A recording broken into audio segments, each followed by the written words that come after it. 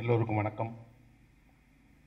ஒரு வார காலத்தின் முன்பாக இதே ரஷ்ய கலாச்சார மையத்தினுடைய இந்த மேடையில் எனக்கு சாகித்ய அகாடமி விருது கிடைத்ததற்கான ஒரு பாராட்டு விழா நடந்தது.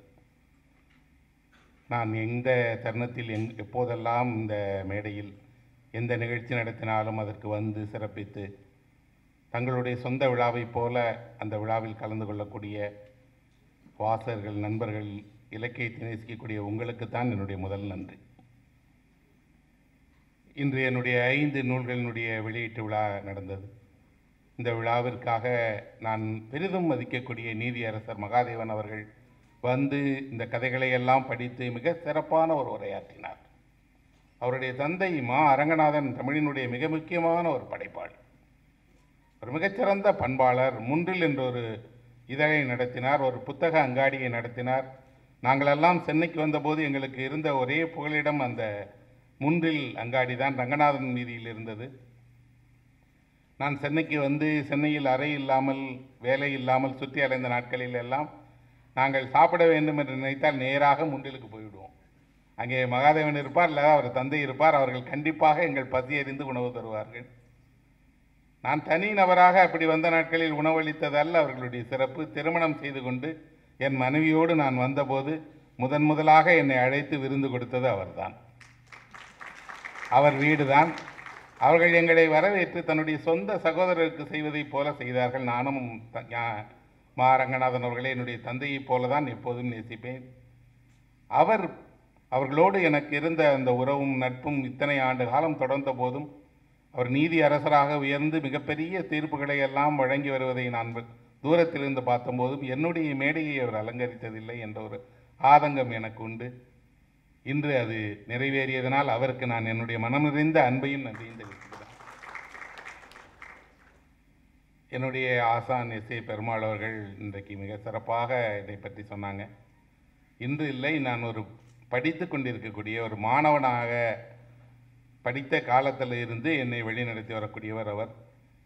புத்தகங்கள் கொடுத்து ஒரு எழுத்தாளனுடைய சமூக பொறுப்புகளை அவனுக்கு மட்டுறுத்தி அவன் செல்ல வேண்டிய திசைகளை எல்லாம் அவனுக்கு காட்டி சோர்வுறும் நேரங்களிலெல்லாம் தைரியம் அளித்து என்னை, என் குடும்பத்தை, என்னுடைய அன்றாட வாழ்க்கையை எனக்கு ஒருவர் தொடர்ந்து அன்றாடம் வழிகாட்டி கொண்டிருக்கிறார் என்றால் அவர் தோழர் எஸ்.ஏ. பெருமாள் அவர்கள்தான்.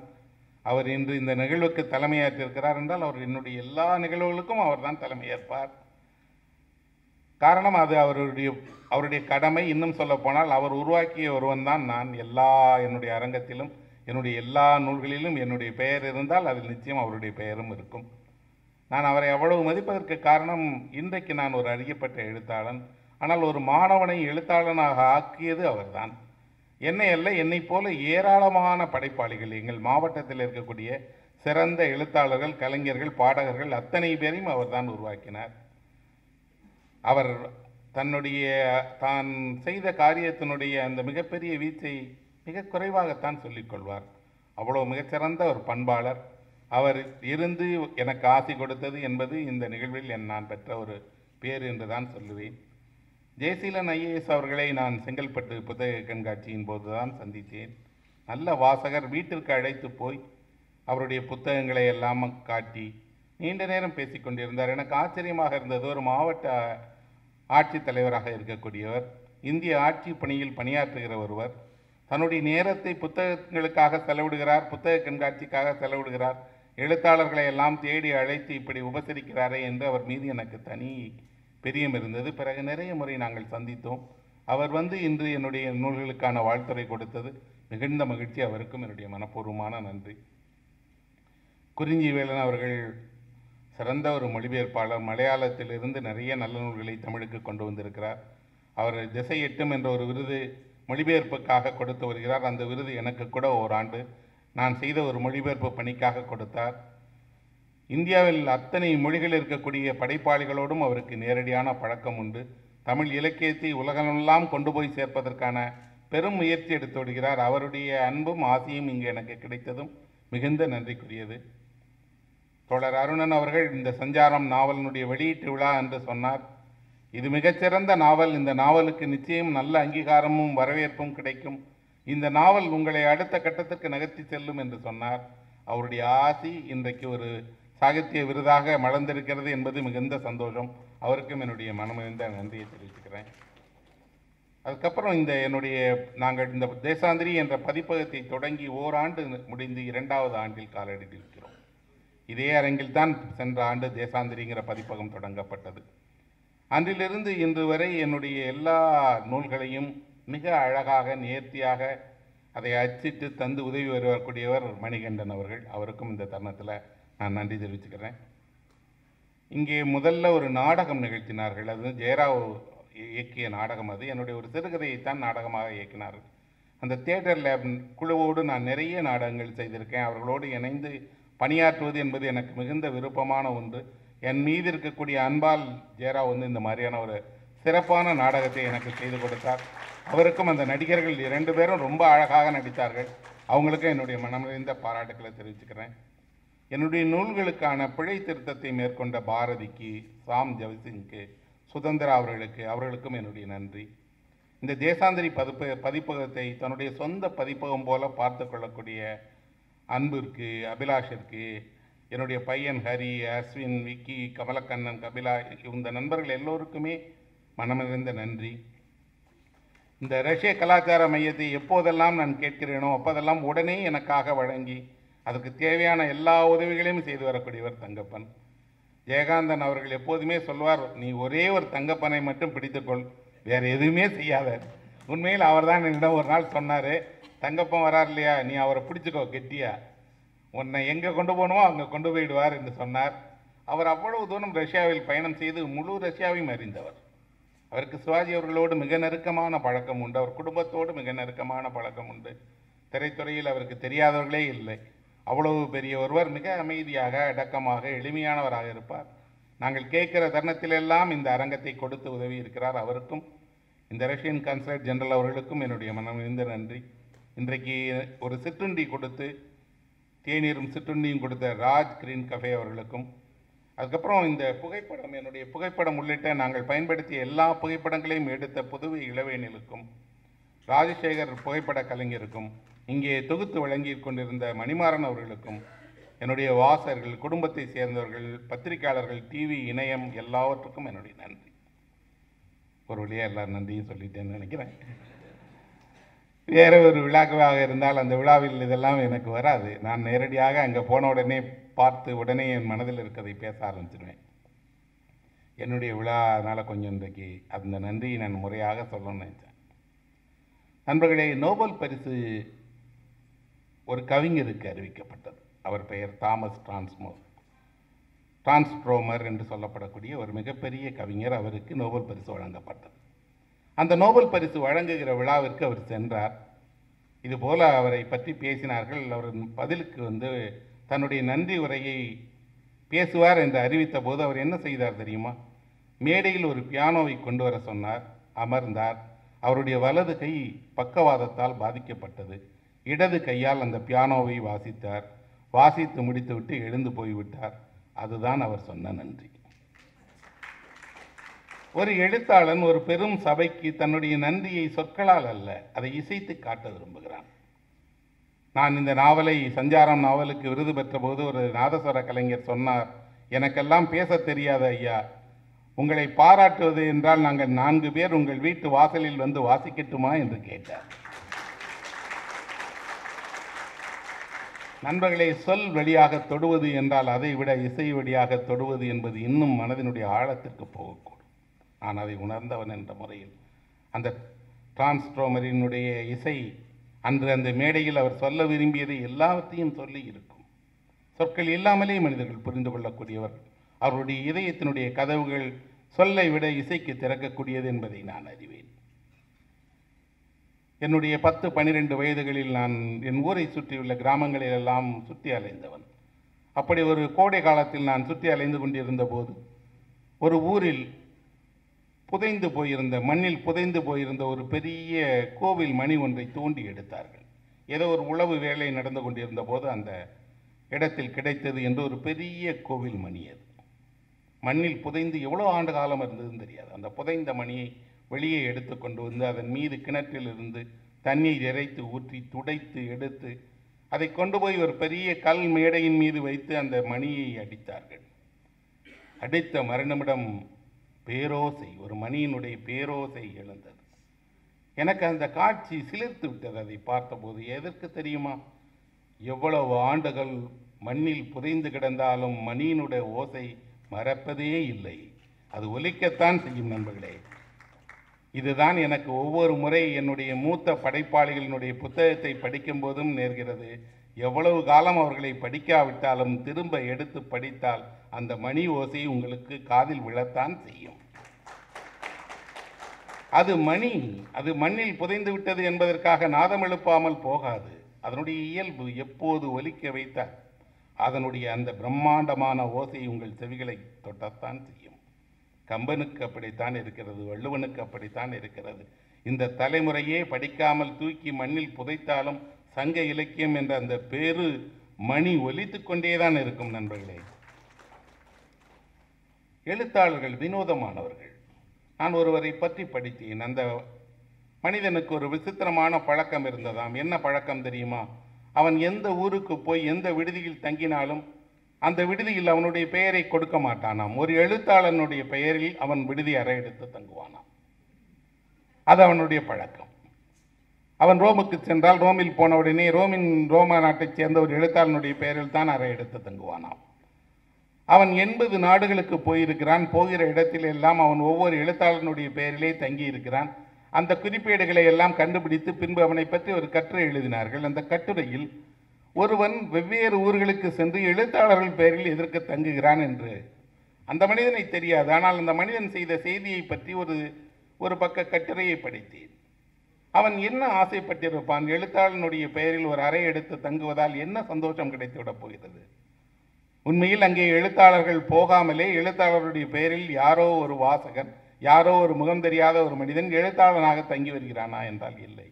எழுத்தாளன் ஒரு அறையில் தங்குகிறான், ஒரு வீதியில் வசித்திருக்கிறான், அல்லது ஒரு இடத்திற்கு சென்று வந்திருக்கிறான் என்றால் அது அவனுடைய கண்ணோட்டத்தை பெற முயற்சிப்பது, அவன் வழியாக இந்த உலகை காண முயற்சிப்பது.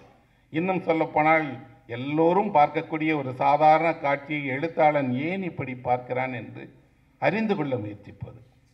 அந்த மனிதன் செய்தது ஒரு விளையாட்டுத்தனம் என்று நான் நினைக்க மாட்டேன். மாறாக அவனுக்கு என்ன தெரிகிறது என்றால் தான் ஒரு எழுத்தாளன் இல்லை, ஆனால் எழுத்தாளனுடைய இடத்தில் சென்று அவன் பெயரில் இருந்தால் அந்த இடத்தை பார்த்து விடலாம் என்று. உண்மையில் ஒரு நல்ல வாசகன் என்ன செய்வான் தெரியுமா? இது போலதான் செய்வான். அவன் எப்போதுமே தான் படிக்கக்கூடிய எழுத்தாளனுடைய கண்களை கொண்டே இந்த உலகை காண விரும்புகிறான். தானே அந்த எழுத்தாளன் தான் என்று நம்புகிறான். இன்னும் சொல்லப்போனால் தனக்குள் அந்த எழுத்தாளன் இருப்பதாக நினைக்கிறான். இந்த மனிதர்கள் எழுத்தை நம்புகிறவர்கள், எழுத்தின் மீது பாசம் கொண்டவர்கள், எழுத்தின் வழியாகவே உலகை பார்க்கக்கூடியவர்கள். நான் சிறு வயதாக இருந்தபோது ஒவ்வொரு பிறந்த நாளுக்கும் காத்து கொண்டே இருப்பேன். எதற்கு தெரியுமா? சின்ன வயதில் எல்லாம் ஒரு வயது கூடுகிறது என்றால் பெருமிதமாக இருக்கும். சிறுவர்களுக்கு எப்போதுமே தான் எப்போது பெரியவனாவோம், எப்போது அடுத்த வயது வரும் என்று வயதை பற்றிய ஒரு பெருமிதம் எப்போதும் இளம் பிராயத்தில் உண்டு. 18 வயதை தொட்ட நாளில் எனக்கு மிகப்பெரிய சந்தோஷமாக இருந்தது. நான் 18 வயதை அடைந்து விட்டேன் என்று பெருமை. ஆனால் காலம் என்ன செய்கிறது தெரியுமா? வயது ஏற ஏற வயதை பற்றியெல்லாம் ஒரு பெருமையும் கொள்ளாதே என்று அது கற்றுத்தருகிறது. இன்னும் சொல்லப்போனால் ஒரு குறிப்பிட்ட வயதிற்கு பிறகு அது வெறும் எண்ணிக்கை தான், நினைவிலேயே வைத்துக் கொள்ளாதே என்று மட்டுப்படுத்துகிறது. முடிந்தால் வயதை மறந்து விடு என்று. ஆனால் எதற்காக அந்த வயதில் அந்த பெருமை நமக்கு வந்தது? இந்த உலகம் பெரியவர்களுக்கானது. இது பெரியவர்களால் வழிநடத்தப்படுகிறது. இன்னும் சொல்லப்போனால் பெரியவர்களுடைய கருணையின் கீழாக, பாசத்தின் கீழாக சிறார்கள் வாழலாம். ஆனால் சிறார்களுக்கானது அல்ல இந்த உலகம். சின்னஞ்சிறு பிள்ளைகளுக்கானது அல்ல உலகம். அவர்கள் தன்னந்தனியாக சுற்றி வர விரும்பினால் இந்த உலகம் அனுமதிக்காது. ஆனால் அந்த வயதில் ஒரு சிறுவன் ஒரு பட்டாம்பூச்சி பறந்து போவதைப் போல தான் விரும்பிய இடத்திற்கெல்லாம் பறந்து போகத்தான் ஆசைப்படுவான். நான் நூலகத்துக்கு என் கையை பிடித்து கொண்டு என் தந்தை நூலகத்துக்கு கூட்டி போய் அந்த நூலகத்தில் என்னை புத்தகங்கள் எடுத்துக்கொள்ள சொல்லி அனுமதி கேட்டார். நூலகர் சொன்னார், படிக்கலாம், ஒரு உறுப்பினர் சேர்க்கை கொடுத்து விடுங்கள், அந்த அடையாள அட்டையை கொண்டு ஒரு புத்தகம் படிக்கலாம் என்று. நான் அந்த நூலகத்திற்கு போய் ஒரு புத்தகம் எடுப்பேன். நான் எந்த புத்தகம் எடுத்து வந்தாலும் நூலகர் உடனே அதை பிடுங்கி வைத்து கொண்டு சொல்லுவார், இது உன் வயதில் படிக்க வேண்டிய புத்தகம் இல்லை, இன்னும் காத்திருக்க வேண்டும் என்று. பெரியவர்கள் தான் படிக்க வேண்டும் எனக்கு கோபமாக வரும்.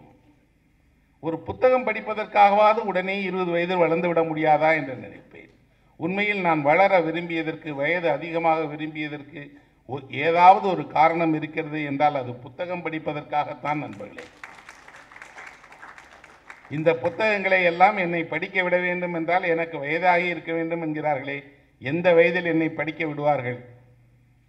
சில நேரம் ரகசியமாக வேறொருவருடைய பெயரில் நான் அந்த புத்தகங்களை கூட எடுத்து வந்து விடுவேன். ஆனால் அந்த புத்தகத்தை பதிகிற இடத்தில் பறித்து கொண்டு போய் உள்ளே வைத்து விடுவார்கள். சிறுவர்கள் இதைத்தான் படிக்க வேண்டும், இதை தாண்டி எதையும் தெரிந்து கொள்ளக்கூடாது என்று அந்த உலகம் ஒரு சின்ன ஜன்னலைத்தான் எனக்கு திறந்து விட்டது. ஆனால் என்னுடைய பேரதிர்ஷ்டம், என் வீட்டிலேயே நிறைய நூல்கள் இருந்தது. எந்த நூலையும் யாரும் படிக்கலாம் என்று அறிமுகப்படுத்தினார்கள். படித்த நூல்களை பற்றி பேசுவதற்கும் வாதிப்பதற்கும் வீடு ஒரு முன் மாதிரியாக இருந்தது என்பதால் அந்த அதிர்ஷ்டம், நான் படிக்க விரும்பிய அத்தனை புத்தகங்களையும் பெரியவர்கள் எதை படித்தார்களோ அதை புரிந்தும் புரியாமலும் நான் படித்தேன். அப்படி படிக்கிற நேரத்தில் எல்லாம் எங்களுக்கு நிறைய புரியாததற்கு காரணம் உலகம் தெரியாது என்பதுதான். ஒரு சின்னஞ்சிறிய கிராமத்தில் இருக்கக்கூடிய சிறுவனுக்கு எவ்வளவு தெரியுமோ அவ்வளவுதான் எனக்கும் தெரியும். ஒரு அரசு பள்ளியில் படித்தேன். அந்த பள்ளிக்கு வெளியே என்ன நடக்கிறது என்று உலகம் தெரியாது. புத்தகங்கள் வழியாக தான் இந்த உலகை தெரிந்து கொண்டேன். தேடி அலைந்துதான் இந்த உலகத்தினுடைய விந்தைகளை பார்த்தேன். அப்படின்னா அந்த ஊரில் எவ்வளவு எனக்கு அறிமுகமானதோ அவ்வளவுதான் தெரியும். சிறுவர்கள் மாலை நேரத்தில் நாங்கள் உட்கார்ந்து கதை பேசுவோம். அப்படி பேசிக்கொண்டிருக்கக்கூடிய நேரத்தில் சிறுவர்களுக்கு இடையில் போட்டி வரும். என்ன போட்டி தெரியுமா? உடனே ஒரு பையன் கேட்பான், உங்கள் மாமாவுக்கு என்ன வயசு? எங்கள் மாமாவுக்கு 30 வயசு. எங்கள் மாமாவுக்கு எவ்வளோ வயசு தெரியுமா? 40 வயசு. உடனே இன்னொருவன் சொல்லுவான், சரி உங்கள் மாமாவுக்கு, உங்கள் அப்பாவுக்கு எத்தனை வயசு? உடனே அவன் தன்னுடைய அப்பாவை சொல்லுவான். இன்னொரு சிறுவன் அவனுடைய அப்பாவை சொல்லுவான். வயது போட்டி நடக்கும். யாராவது ஒருவர் வீட்டில் மிக வயதான ஒரு தாத்தா இருப்பார். அவர் சொல்லுவான், எங்கள் தாத்தாக்கெல்லாம் 80 வயசு. இப்போது அவனை எப்படி முறியடிப்பது என்று இன்னொருவருக்கு தெரியாது. அவன் உடனே என்னை பார்த்து கேட்டான், உன் தாத்தாவிற்கு எத்தனை வயது என்று. என்ன சொன்னால் அவனை முறியடிக்கலாம் என்று எனக்கு தெரியாது.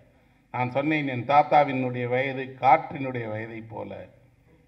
அவன் சொன்னான், அப்படின்னா எங்கள் பாட்டி வயசு தண்ணீரினுடைய வயதை போல. திடீரென்று எனக்கு தோன்றியது, எவ்வளவு அழகாக இருக்கிறது இந்த காற்றை போல் தண்ணீரை போல் நம்முடைய எண்ணிக்கையே இல்லாமல் நம் வயது ஒரு நகர்ந்து கொண்டே இருக்கக்கூடியதாக இருந்தால், ஒரு குறிப்பிட்ட எண்ணாக இல்லாமல் இருந்தால், ஒரு வண்ணமாக இருந்தால் எவ்வளவு நன்றாக இருக்கும். என்னுடைய வயது ஒரு பச்சை நிறம் என்றோ நீல நிறம் என்றோ யாராவது சொன்னால் எனக்கு எவ்வளவு சுகமாக இருக்கும். ஆனால் அன்று அது விளையாட்டிற்காக பேசிய போது கேட்ட அந்த கேள்வி இன்று வரை என்னை தொடர்ந்து கொண்டே இருக்கிறது. இந்த உலகத்தின் வயது மிகப்பெரியது. இந்த உலகம் மிகப்பெரியது. நாமெல்லாம் சின்னஞ்சிறியவர்கள். ஒரு சின்னஞ்சிறிய மனிதன் மிகப்பெரிய உலகத்தோடு செய்யக்கூடிய ஒரு போர் இருக்கிறது இல்லையா? ஒரு இடைவிடாத தூரத்தில் இருக்கிறது இல்லையா? அதுதான் வாழ்க்கை. ஒரு பெரிய கயிற்றை கொண்டு உங்களை கட்டி விட்டுறார்கள். நீங்கள் அந்த கயிறு எவ்வளவு தூரம் வேண்டுமானாலும் நகர்ந்து போய் வரலாம். ஆனால் அந்த கயிற்றின் முனை எங்கோ ஒரு இடத்தில் கட்டப்பட்டிருக்கிறது.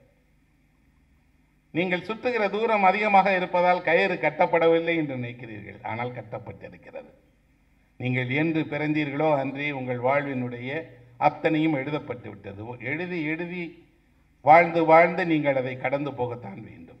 எழுத்தாளர்கள் என்ன பார்க்க விரும்புகிறார்கள் தெரியுமா? எந்த முளையில் இந்த கயிறு கட்டப்பட்டிருக்கிறது, அது எங்கே ஊன்றப்பட்டிருக்கிறது என்பதை இங்கிருந்தே பார்க்க விரும்புகிறார்கள். இன்னும் சொல்லப்போனால் மனிதனுடைய ஆதார விஷயங்களை, அவனுடைய பசியை, காமத்தை, இயல்பை, குரோதத்தை, வெறுப்பை ஆராய முற்படுகிறார்கள். உண்மையில் மனிதர்கள் மிகவும் நல்லவர்கள், மிகவும் நேசிக்கக்கூடியவர்கள்.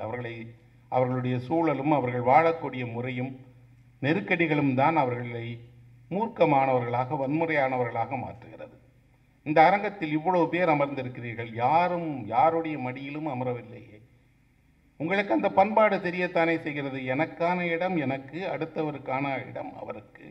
ஒருபோதும் நான் மறந்து போய் கூட அவர் மீது என்னுடைய காலை கூட உரசி விட மாட்டேன். உரசினால் கூட உடனே மன்னிப்பு கேட்டுக்கொள்வேன் என்று உங்களை அறியாமலே அன்னிச்சை செயல் போல உங்கள் கை வருகிறது. ஐயா, தெரியாமல் பட்டுவிட்டேன், மன்னிக்கவும் என்று. பெருங்கூட்டத்திற்குள் போனால் கூட நீங்கள் ஒருவரை இடித்து விட்டால் மன்னித்துக் கொள்ளுங்கள் என்கிறீர்கள். உங்களிடமும் முக்கியம், பக்கத்தில் இருப்பவரிடமும் முக்கியம். அவர் மீது ஒருபோதும் நான் எந்த விதமான இடையூறும் செய்ய மாட்டேன் என்று உணரத் தெரிந்த நீங்கள் தானே ஏதோ ஒரு நாள் கல்லெடுத்து எறிகிறீர்கள், கையில் ஒரு ஆயுதம் தூக்கி போகிறீர்கள் என்றால் இந்த பண்பாடு உங்களுக்கு அன்று எப்படி தவறான வழிகாட்டிவிடும்? யாரோ உங்களை தவறாக வழிநடத்துகிறார்கள் என்றுதான் சொல்லுவேன். அடிப்படையில் நீங்கள் பண்பானவர்கள், அந்த பண்பை வெளிப்படுத்த தெரிந்தவர்கள், இன்னும் சொல்லப்போனால் தவறு செய்கிற நேரத்தில் அதை உணர்ந்து உடனே திருந்தக்கூடியவர்கள். ஆனால் உங்களை என்னை பற்றி என்ன பிம்பம் இருக்கிறது? யாரும் யார் மீதும் வன்முறையை ஏவி விடுவார்கள், யாரும் யாரை பார்த்தாலும் அச்சமாக இருக்கிறது. அது இல்லை. எழுத்தாளனுக்கு மனிதன் மீது கொண்டிருக்கக்கூடிய நம்பிக்கை என்பது எளிதானது அல்ல. அவன் உலகை நம்புகிறான், உலகில் அத்தனை விஷயங்களை நம்புகிறான். நான் ஒரு படைப்பாளியாக நான் எல்லாவற்றையும் நம்பக்கூடியவன். அப்படி நம்புவதன் வழியாக மோசமோ அல்லது ஏமாற்றோ நடந்து விடாதா என்றால் நடக்கட்டும். உலகில் மிக மோசமாக மிகவும் குற்றச் செயல்களை செய்யக்கூடிய மனிதன் கூட தன்னுடைய சொந்த வீட்டிற்கு போய் தன் மனைவி பிள்ளைகளிடம் அன்பாக இருந்து தன்னுடைய படுக்கையில் தன்னை யாரும் தொந்தரவு செய்துவிட மாட்டார்கள் என்ற நம்பிக்கையில் தானே உறங்குகிறான். அவன் திருடிய பணம் என்பதற்காக அவனுடைய பணத்தை அப்படியே தெருவில் போட்டு விடுவானா என்ன? திருடிய பணமாக இருந்தாலும் அதை நம்மை விட பாதுகாக்க திருடனுக்கு தெரியத்தானே செய்கிறது.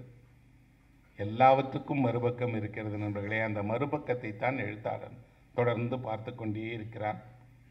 நாங்கள் பள்ளியில் படிக்கிற நாட்களில் எல்லாம் சிறுவர்கள் மதிய உணவு வாங்குவதற்காக தட்டு எடுத்துக்கொண்டு வருவார்கள். அந்த தட்டை வெளியே வைத்து விடுவோம். மதிய உணவின் போது தட்டை எடுத்துக்கொண்டு போய் எல்லோரும் உணவு வரிசையில் என்று வாங்குவோம். காலையில் வைத்த தட்டில் மதியம் நேரம் நாங்கள் தட்டை எடுக்கும்போது சூடாக இருக்கும். என்னோடு படித்த பையன் சொல்லுவான், தட்டு நிறைய வெயில் நிரம்பி இருக்கிறது, அதை குடித்து விடு என்று. நாங்கள் பொய்யாக அந்த தட்டை உயர்த்தி தட்டில் இருக்கக்கூடிய வெயிலை குடிப்பது போல பாவனை செய்வோம். பிறகு போய் அந்த கொடுக்கக்கூடிய சுடுகஞ்சியோ அல்லது அவர்கள் தரக்கூடிய உணவையோ வாங்கி எல்லோரும் ஓரிடத்தில் இருந்து அமர்ந்து உண்ணுவார்கள். அந்த தட்டில் ஒரு பையனுடைய தட்டில் மட்டும் அவன் பெயர் எழுதப்பட்டிருப்பதை பார்த்தேன். அது என்ன, எங்கள் தட்டில் இல்லாமல் உன்னுடைய தட்டில் பெயர் எழுதப்பட்டிருக்கிறது என்று கேட்டால் அவன் சொன்னான், எங்கள் வீட்டில் எல்லோருடைய தட்டிலும் அவரவர் தட்டி என்று ஒரு பெயர் இருக்கிறது என்று. எங்களுக்கெல்லாம் அப்போது என்ன ஆசை இருந்தது தெரியுமா? இந்த உலகில் நீங்கள் உங்களுக்கான பெயரிட்ட ஒரு தட்டை சம்பாதிக்க முடிந்தால் போதும் என்றுதான். ஆனால் எல்லா வீட்டிலும் அப்படி அல்ல. உங்கள் வீட்டில் உங்கள் தட்டை யாரும் எடுத்து சாப்பிடக்கூடிய தட்டு, உங்கள் படுக்கை எல்லோருக்குமான படுக்கை, உங்கள் தலையினை மற்றவர் உறங்கக்கூடிய தலையினை. சிறு வயதில் வீட்டிற்கு உறவினர்கள் விருந்தாளிகள் வந்தால் எங்களுக்கு ஏற்படக்கூடிய முதல் அதிர்ச்சியே எங்கள் தலையணையை பறித்து விடுவார்களே என்பதுதான். அவர்கள் எங்கள் தலையணையில் உறங்குகிற நேரத்தில் நாங்கள் மனதிற்குள் சாபம் கொடுப்போம், உனக்கு கெட்ட கனவு வந்து சேரட்டும், நிச்சயமாக அந்த தலையணையை நீயே தூர எறிவா என்று. ஆனால் இதெல்லாம் வெறும் வறுமையினுடைய காட்சிகள் அல்ல, இல்லாமையினுடைய காட்சிகள் அல்ல. இங்கே எல்லாமும் எல்லோருக்குமானதுதான். நாம் எல்லாவற்றையும் பகிர்ந்துதான் கொடுத்தோம், கிடைத்தவற்றைத்தான் பகிர்ந்து கொண்டோம். ஒரே அறைக்குள் தான் அத்தனை பேரும் வசித்தோம். ஆனால் நமக்குள் எந்த பிரிவினையும் இல்லை. ஆனால் இன்று படித்தோம், நிறைய சம்பாதிக்கிறோம், உயர்ந்த இடத்தில் இருக்கிறோம். ஆனால் நம்மிடம் எந்த உறவும் இல்லை, எந்த நட்பும் இல்லை. வறுமை கற்றுத்தந்ததை விட இந்த பணம் அதிகம் கற்றுத்தரவில்லை நண்பர்களே. இன்னும் சொல்லப்போனால் வறுமையில் ஒன்றாக இருந்தவர்களை விட வசதியுள் ஒன்றாக இருப்பவர்கள் அதிகம் இல்லை. ஆனால் வறுமை ஒரு மனிதனுக்கு சொல்ல முடியாத எத்தனையோ இடர்களை, ஏக்கத்தை, இன்னும் சொல்லப்போனால் அவனுடைய நெருக்கடிகளை, இன்னல்களை அவனுக்கு தரக்கூடியது. தன் வாழ்நாளெல்லாம் அவன் நினைத்து நினைத்து வருந்தக்கூடியது பால்ய வயதில் அவன் அடைந்த வறுமையைத்தான். அன்று கிடைக்காத உணவு பின்று என்று கிடைத்தாலும் அவனால் அதை ஏற்றுக்கொள்ள முடியாது, அந்த மனது ஒத்துக்கொள்ளாது. எம்டி வாசுதேவன் நாயர் ஒரு கதை எழுதினார், பாயாசம் என்ற ஒரு கதை. ஒரு பிறந்த நாளின் போது ஒருவனுக்கு பாயாசம் வைப்பதற்கு அவனுடைய அம்மா மாமாவிடம் போய் கேட்பார். மாமா சொல்லுவார், தந்தை இல்லாத பிள்ளைகளுக்கு என்ன பாயாசம் வேண்டி கிடக்கிறது, பிறந்த நாளில் பாயாசம் சாப்பிடாவிட்டால் என்ன என்று கேட்பார். அம்மா, பரவாயில்லை, இன்னொரு நாள் உனக்கு பாயாசம் வைத்து தருகிறேன் என்று அந்த பையனை சமாதானம் சொல்லுவார்.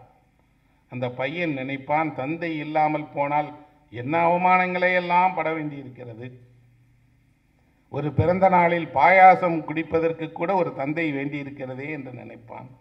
கிடைக்காதவனுக்கு பிறகு வளர்ந்து விடுவான். அம்மா சொல்லுவாள், பாயாசம் செய்து தருகிறேனே என்று. வேண்டாம் அம்மா என்பான். பின்பு அவன் சொல்லுவான், என் வாழ்நாளிலே நான் பாயாசமே சாப்பிட மாட்டேன், ஏனென்றால் அது என் பால்ய காலத்தில் எனக்கு கிட்டவில்லை என்று. யோசித்து பார்த்தால் அவமானம் மனிதர்களை துரத்தி கொண்டே இருக்கிறது. ஏதோ ஒரு வயதில் பட்ட அவமானம் மறைந்து விடுவதில்லை.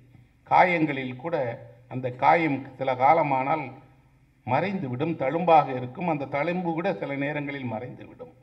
ஆனால் வாழ்க்கையில் கொடுத்த காயங்கள், வாழ்க்கையில் பட்ட அவமானங்கள் மனிதர்களை துரத்தி கொண்டே இருக்கிறது. அதிலிருந்து அவர்கள் எளிதாக விடுபட முடியாது. ஆனால் அந்த துயருற்ற மனிதர்களுக்கு நம்பிக்கை தரவும், அன்பு செலுத்தவும், உங்கள் துயரம் உங்களுக்கானதல்ல எங்களுக்கானது என்று ஏற்றுக்கொள்ளவும், உங்களைப் போலதான் நானும் துயருற்றிருக்கிறேன் என்று அடையாளப்படுத்தவும் செய்கிற பணியைத்தான் நண்பர்களை இலக்கியம் செய்து கொண்டிருக்கிறது. அதை செய்பவன் தான் இலக்கியவாதி. அவன் தன்னுடைய எழுத்துக்களின் வழியாக நோயுற்ற நோயாளிகளுக்கு என்ன செய்வார்கள் தெரியுமா? ஒரு பஞ்சை எடுத்துத்தான் காயத்தை துடைப்பார்கள். பஞ்சை வைத்து துடைக்கிற நேரத்தில் உங்களுக்கு வலி ஏற்படக்கூடாது என்பதற்கு தானே அர்த்தம். அந்த பஞ்சை போலத்தான் ஒரு எழுத்தாளன் தன்னுடைய சொற்களை கொண்டு உங்கள் துயரை துடைக்க முற்படுகிறான். எழுத்தாளர்களுக்கு இந்த சமூகம் என்ன செய்து விட்டது? எதையும் செய்ய தேவையில்லை என்றுதான் சொல்லுவேன். காரணம், எதையும் செய்வார்கள் என்று கருதி அல்லது செய்ய வேண்டும் என்று விரும்பி செய்கிற பணி அல்ல இது. உண்மையில் இந்த உலகத்தில் எல்லாவும் எப்போதாவது ஒரு நாள் அங்கீகரிக்கப்படும். படாவிட்டாலும் ஒன்றும் இல்லை. இயற்கையில் எத்தனையோ விஷயங்கள் மனிதர்களுடைய கண் படாவிட்டாலும் பூத்து கொண்டுதான் இருக்கிறது, காய்த்து கொண்டுதான் இருக்கிறது. நாம் யாரும் பார்க்காத ஒரு குளத்திலும் நிலவு வந்து ஒளிந்து கொண்டுதானே இருக்கிறது. அந்த குளத்திற்கு யார் வரப்போகிறார்கள், எத்தனை அன்னங்கள் வந்து அந்த குளத்தில் நீந்தப் போகிறது என்று என்றாவது குளம் கவலைப்பட்டிருக்கமா? இல்லையே. நண்பர்களே, நான் சிறு வயதில் என் ஊரை அல்ல, என் ஊரிலிருந்து வெளியேறி உலகை காண விரும்பினேன்.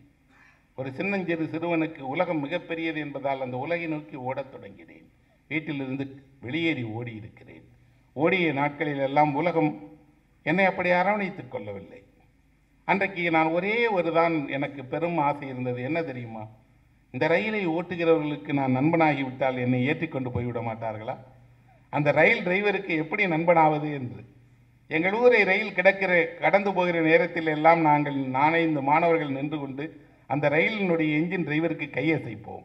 தினமும் கையசைத்தால் நண்பனாகி விடுவான், நண்பனாகிவிட்டால் அந்த ரயிலில் எங்களை அழைத்து போவான் என்ற ஒரு பொய் நம்பிக்கை. ஆனால் அப்படி கிடைக்கவில்லை. ஆனால் என்ன கிடைத்தது தெரியுமா? இந்த ரயில்களின் மீது மிகப்பெரிய ஒரு விருப்பம் வந்தது. இன்றைக்கு ஒரு புத்தகத்திற்கு நான் தலைப்பு வைத்திருக்கிறேன், ரயில் நிலையங்களின் தோழமை என்று. அது வெறும் சொல்லல்ல. நிறைய ரயில் நிலையங்களில் படுத்து உறங்கியவன் என்பதால் ஒரு உண்மையை சொல்லியிருக்கிறேன் என்று சொல்லுவேன். இன்றைக்கு அப்படி ரயில் நிலையில் நாம் யாரும் உறங்க முடியாது.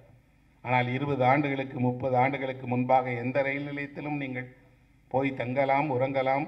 ரயிலில் ஏற்படக்கூடிய நட்பு என்பது அவ்வளவு பெரியது. உடனே ஒருவருக்கொருவர் பேசி உணவு கொடுத்து மிக நெருக்கமானமாகிவிடுவார்கள். பயணம் என்னை உருவாக்கியது, புத்தகம் என்னை உருவாக்கியது. எஸ்ஏபியை போல, தேவதச்சனை போல மனிதர்கள் என்னை உருவாக்கினார்கள். இன்னும் சொல்லப்போனால் நான் எதையெல்லாம் உங்களிடமிருந்து பெற்றேனோ அதையெல்லாம் உங்களுக்கு கொடுக்கிற பணியைத்தான் செய்து கொண்டிருக்கிறேன். சின்ன வயதில் எனக்கு ஒரு ஆசை இருக்கும். என்னுடைய பள்ளிக்கூடம் வேறாக, என்னுடைய வீடு வேறாக இருக்கிறது. ஒருபோதும் பள்ளியும் வீடும் ஒன்றாகி விடாதா என்று யோசித்திருப்பேன். ஏன் பள்ளிக்கூடத்தில் இருக்கக்கூடிய ஆசிரியர்கள் என் வீட்டிற்கே வராமல் இருக்கிறார்கள்?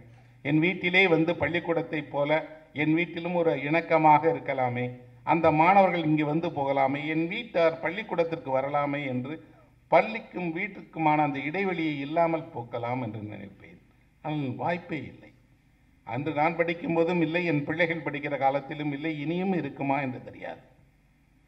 ஆனால் பள்ளியில் படிக்கும்போது பள்ளி வகுப்பறைக்கு போய் அந்த வகுப்பில் ஆசிரியரோ அல்லது யாரோ நடத்துகிற பாடம் பிடிக்காத நேரத்தில், அந்த பிடிக்காத நேரத்தில் என்ன செய்வது என்பதற்காக மனது தானே கற்பனையில் ஏதேதோ கதைகளை, ஏதேதோ சொற்களை கொண்டு ஒரு கதையை எழுதியது இல்லையா? அந்த கதையை எழுதுகிறவனாக நான் தொடங்குகிற நேரம் எங்கே என்றால் இந்த பள்ளி வயதில் தான் தொடங்கியது. ஒன்றை நான் தெரிந்து கொண்டேன். எப்போதெல்லாம் எனக்கு விருப்பமில்லாத விஷயம் என்னை சுற்றி நடக்கிறதோ அப்போதெல்லாம் என்னுடைய மனது தானே திறந்து கொள்கிறது. தானே தனக்கான பாடலை அது முணுமுணுக்கிறது. தானே தனக்கான கற்பனையில் சஞ்சரிக்க தொடங்கி விடுகிறது என்று. அதிலிருந்து நான் ஒரு எழுத்தாளனாகினேன். இன்றைக்கும் கூட அப்படித்தான் இருக்கிறேன். இந்த உலகம் தன்னுடைய ஒரு போக்கில், உலகம் தன்னுடைய உபதேசங்களால், உலகம் தன்னுடைய ஆர்ப்பாட்டங்களால் நிரம்பி வழிகிற நேரத்தில் எல்லாம் தன்னுடைய சுய கற்பனைக்குள் தனக்குத்தானே பாட்டை முணுமுணுத்துக் கொள்ளும் ஒரு சிறுவனைப் போலதான் நான் என் உலகத்தில் நான் என் போக்கில் எழுதி கொண்டே இருக்கிறேன். உலகின் குரலுக்கு நான் உடனடியாக செவி சாய்ப்பவன் அல்ல. ஆனால் அந்த குரல் எனக்கு கேட்கத்தான் தெரியும். நான் என்னுடைய புகைப்படங்களை எல்லாம் சமீபத்தில் தேடி பார்த்து கொண்டிருந்த போது ஆச்சரியமாக இருந்தது. என்னுடைய பள்ளி வயதில் நான் ஒரு புகைப்படம் கூட எடுத்துக்கொள்ளவே இல்லை. பாஸ்போர்ட் சைஸ் ஃபோட்டோ என்று சொல்லப்படக்கூடியது 10ஆம் வகுப்பு தேர்விற்காக எடுத்திருக்கிறேனே தவிர வேறு எப்போதும் நான் புகைப்படமே எடுத்துக்கொள்ளவில்லை. மிகச்சிறிய வயதில் ஒரு குடும்ப புகைப்படத்தில் என்னுடைய படம் இருக்கிறது. வேறு புகைப்பட இடைப்பட்ட வருடங்களில் என்னுடைய படமே இல்லை. எனக்கு தோன்றியது, எனக்கே என்னை இப்போது திரும்பி பார்க்க நினைத்தால் கூட ஆதாரங்கள் இல்லை.